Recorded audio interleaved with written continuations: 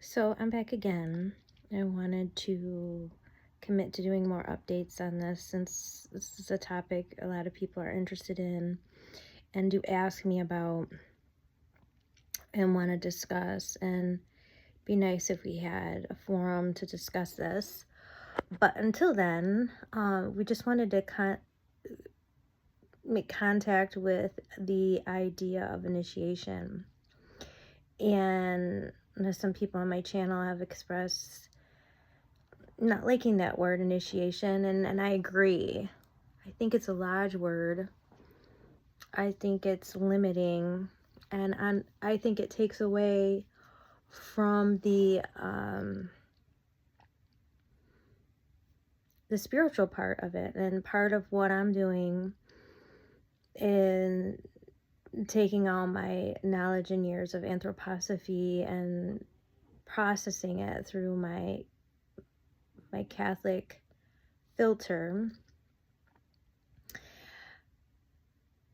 I think a lot of these words take away from what it is. I mean, that's something that Steiner talks about, and also going into Reich, about mechanical character structures, which are so common now, or harmonic characters, and people being rigid and reducing the spiritual world to mathematics or sacred geometry. I've talked about that a lot before. How the spirit world, ironically, through this tech marriage of Ahriman and Lucifer, has created this child of sacred geometry, which is sort of like this art puzzle of scientific formulations and shapes to make us feel like we got it all figured out. It used to be like the numbers. I remember back in the 80s, people doing the Bible code in the 90s and looking for codes. And then the sacred geometry came in at the same type of vibe. Like, people are like, oh, this, it seems so crazy now. Like, even when I think about it, I was into it too. I mean, all this stuff I talk about, I was a total Luciferic. I was a total New Age weirdo. And really bought a lot of this stuff, hook, line, and sinker. Once you step away from Christ, and this is one thing I appreciate so much about Catholicism, is prayer. So much of Catholicism is based on just committing to prayer life. And so when you step away from prayer, and that's really where I went wrong with my kids, thinking I was Christian, but protecting them from church and protecting them from religion, and I wasn't. I was actually exposing them and not protecting them and giving them a really self-serving, especially all the psychology and stuff that I studied for all those years, even though it was Reich, and I still believe in his work, but not over Christ's work. I believe that Christ can overcome most of this stuff. I mean, all of it. Let's just say it. I believe that power of Christ can overcome all this stuff and heal. And so psychology just becomes a replacement of that. And people don't believe in healing these days. And I have a story. Actually, I'd like to share that story. I'm going to share that story really quick. And I would like to I just took a vitamin, magnesium. I'd like to share that story, but before I share that story, what I really wanted to make the video is about this initiation thing, because I'm going to be going into this, and I'm going to be doing a series on it, and I'm going to be focusing on it and the differences of Christian initiation and lodges.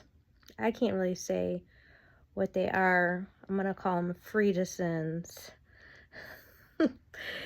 Freetoosin and change out the word for two, I would see Black Lodge or brotherhoods.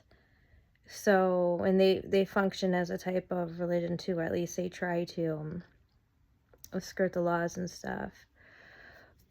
But really what I want to hone in on, and I'm just going to touch on it briefly today because this is really going to be the subject. I've written a lot about this, and I mean, preparing, basically part of my book is on this. And just to lead into what it's going to be about, Steiner himself was in a lodge, we know that. And anthroposophy, I couldn't find a lot of problems with it. I mean, some of the stuff I didn't personally agree with and conflicted with my Catholic beliefs. But for the most part, I was able to come back to the Catholic Church because of Steiner. Especially when he talked about reverence. I talked about that. It was like a real light bulb went off. And I just realized, like, that's what was missing with me. I was irreverent. But he was in the lodge, and, you know, he wasn't Catholic. He wasn't raised Catholic. So we got to look at it like that. And the Catholic Church was after him and his organization, and, you know, rightfully so for some things. And we know what was going on with Blavatsky and Theosophy. It's basically the Antichrist manifested Lucifer and the spirits of darkness into the 3D. And I mean, we have HPB to blame for this New Age Woodstock mind controlled Luciferic yoga selfie culture that's just so sick and so toxic. And we're still experiencing the fallout from what HPV did. And I feel like Steiner was very diplomatic, and I appreciate that about him. I've always appreciated that about him. And we can't deny, though, that he was a Rosicrucian. And finally, after all these years, you know, being in Waldorf for pretty much almost 25 years, and then anthroposophy, really focusing on it for about 8 years, hours a day studying, I was trying to locate it. Like, I was trying to locate, like, where is this defining, this super defining thing that I was looking for. And he finally said it, and I wish I would have written down where he said it. I'll probably run into it again. Maybe it's in his Free to Sin lectures.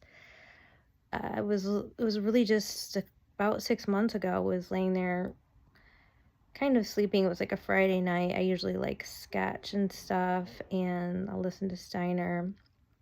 And he said it. He said that, pretty much, I'm paraphrasing, but the ends justify the means to keep people quiet from revealing the secrets. And I don't know if he was talking about Franz Ferdinand and how the Brotherhood took him out. Because, you know, he also talks a lot about Julian the Apostate, and not even in terms as atavistic, but anachronistic. Like, he was really born in another time, and, like, that's why he was taken out. And so, I mean, back in the day, they were assassinated, right? But they covered it up. One in particular I think about that still, there's so many that bother me besides Reich. Some of my most important mentors and people, even recently, Dr. DeMayo, that have been eliminated. So it's something that is real to me. It's very real to me. It's not at all a conspiracy. This is the pathway you walk. I mean, I walk the pathway of the martyr myself. I have a line myself that I'm comfortable with. But the Dreyfus affair with Emile Zola and how they stuffed something in his chimney, and it was just like well known, even though it was supposed to be like an accident and all this stuff. It was really occurred at a time in history where this Pisu, it's my dog again, snoring. Really occurred in history at a time when the lodges were becoming very bold. I mean, now they're super just putting everything out there. I think they're trying to scare us more now than anything. I think it's why they're releasing just so much information, inundating us with stuff that we were like never supposed to know before. And then, misinformation. So we think we know, but we really don't. It's all part of the plan. But that whole thing with Emile Zola, it was absolutely, I mean, just when I think about historic history in itself and how it's been changed and how this progress has been, the Alta Vendita, which you can look up what that is. It's basically the Lodge War against the Catholic Church and taking down the Vatican, which I believe has already been done because Papa Americano put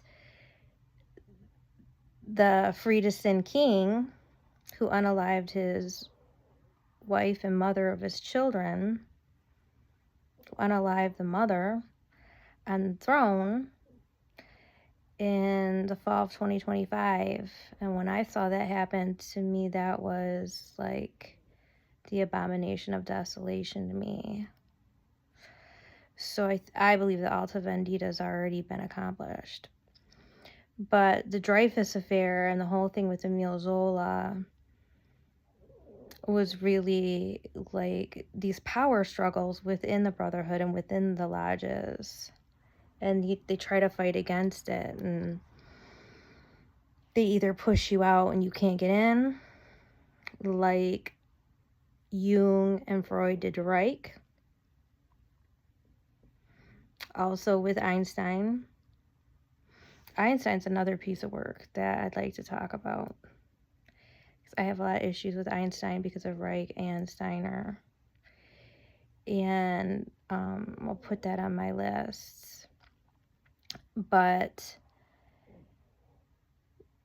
we can't deny Steiner was connected to these forces more so than he was connected to a quote-unquote church or denomination or the Catholic Church. And so it was really a political thing, too, at that time. Everybody had a line drawn in the sand, and people stood in it. Behind their lines, within their... Now everything's so blurry and flip-floppy. We can't really tell who's who and what's what. And words have lost so much meaning now. But Steiner was coming from that, and when I heard Steiner say that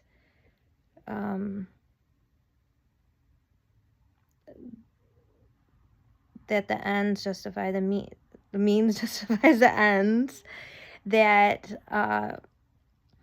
certain secrets and knowledge can't be let out and have to be kept secret, and like, to me that's when I really realized, is that, I'm truly Catholic. I have Catholic belief system, like, to the core. And that's not to say that I'm not, 3/4 anthroposophy, but like, that's a reason, like, if I made a choice, I wouldn't choose that, because that's not what I believe. That's not how I believe. And that's also not Christian. That belief system, that part there.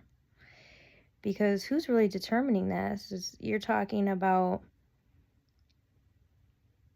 when you're talking about initiation with the lodges, you're talking about men chosen by men, men choosing what our reality is, men choosing what our future is going to be based on, and now it's based on technology. They have all these numbers and figures and like insurance programs, and they've got our faces and our DNA. I mean, they've got it down to a real science now. But there's still people at the top leading that boat. And so the true chosen are the chosen by Christ, or chosen by God. And so I just really think that Steiner left himself open there. I mean, look at his Parsifal. I have all the Parsifal from the Anthroposophy Parsifal book on my Healers of Humanity page. I've recorded it. It's not super great. It's like this, but I mostly did it for my son because he loves that, sort of like as a tribute. But I love that Parsifal book. I absolutely love that Anthroposophy Parsifal book. I think every teenager should read it. So I mean, Steiner's like really 99% to me. Like, he's probably the closest human I feel like that's lived. Just like gotten it so much, and I'm very indebted to him. I think of him as I think of St. Augustine, which I think St. Augustine very highly. Somebody who's a doctor of the church and created the foundation. And I believe Steiner has contributed just as much, and I'm greatly indebted to him and his work. And that's why I call this Catholic anthroposophy, because I believe giving credit where credit is due. And I know we don't have really any new ideas. I'm a person who gets very inspired and gets a lot of information. And I do come up with creative things. I'm a creative person. I'm very entrepreneurial. But as if the lodge doesn't let you, then you aren't, and you can't. So, I have my block on me. I've been, like, regardless of what I can offer and what I can do, I'm blocked. I've known that for 25 years. And I've accepted it. It's easier to accept when you're a Christian and you choose this pathway. And I understand I'm not in it for vainglory or, for those reasons. So I consider myself a servant of Christ and the Mother of God. But Steiner also admitted that he didn't see anthroposophy in the future either, because he said all of these systems break down eventually and they become the opposite of what they are. And it's true, it's true, it's true. And it's funny because I listened to Malachi Martin back in the 80s and 90s, and he said, Father, that exorcist Catholic priest said that he didn't see the Catholic Church surviving, and then it still is. But, don't assume that all Catholics are so stupid. We fight for our mother. We fight for the Mother of God, the Militia Immaculata from St. Maximilian Kolbe. And so that's one thing that I actually learned, because I'm a person that like ran out when I didn't believe with something or I didn't agree with it. I left. And guess what I found out? The devil's everywhere. And I realized I had to stay and fight. And then I realized what I had to stay and fight for was the Mother of God. And that's exactly where we're at right now. I just saw tonight they're having this vote, and not surprised, Amsterdam, who's XXX666, child abuse center of the world, they're passing laws and stuff so that two men can make a baby. DNA, super, I guess, cauldron witchcraft science. Unbelievable. So that's where I'm at.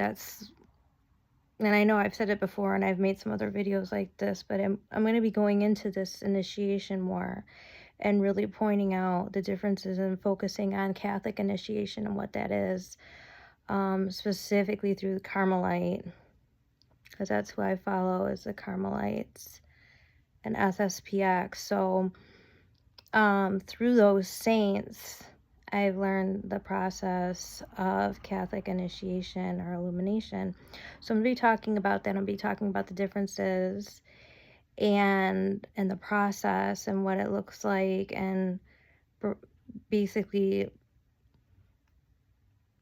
switching the terms over, because we call it conversion. We're in a process of conversion. We keep converting, dedicating our lives, trying to do better, becoming more godlike, and it's a process. And in case you don't know, Catholics don't believe in once saved, always saved like Protestants do. So we believe that we have to confess, and we have to commit to the process of reconciliation and trying to do better.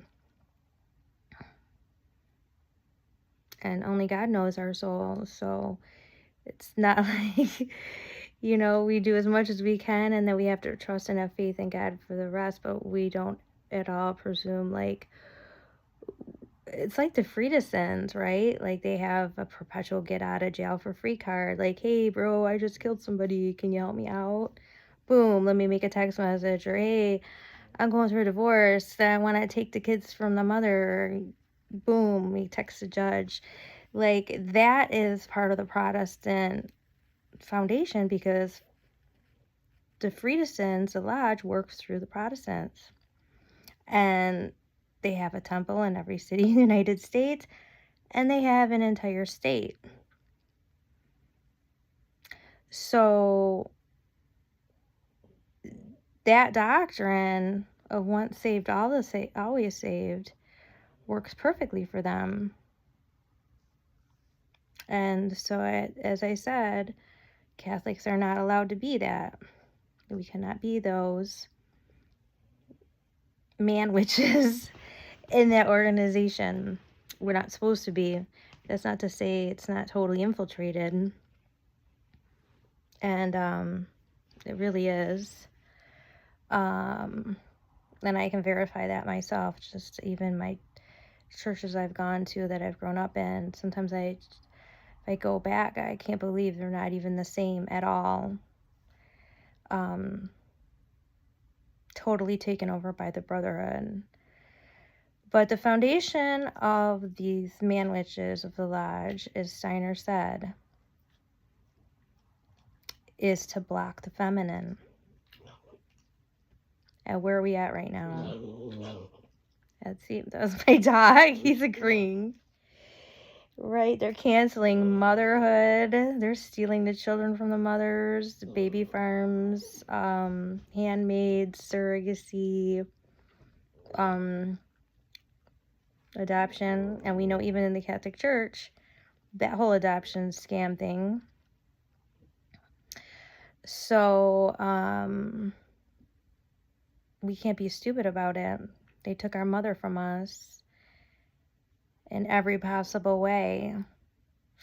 Oh, I just heard something too before I'm not going to be able to tell the story because I've already taken too much time. I'll have to do it tomorrow. I'll commit to doing it tomorrow. But I just wanted to say too, I just saw this interview about this, I don't know how to say it because I'm always trying to look for other words to say so I don't say it.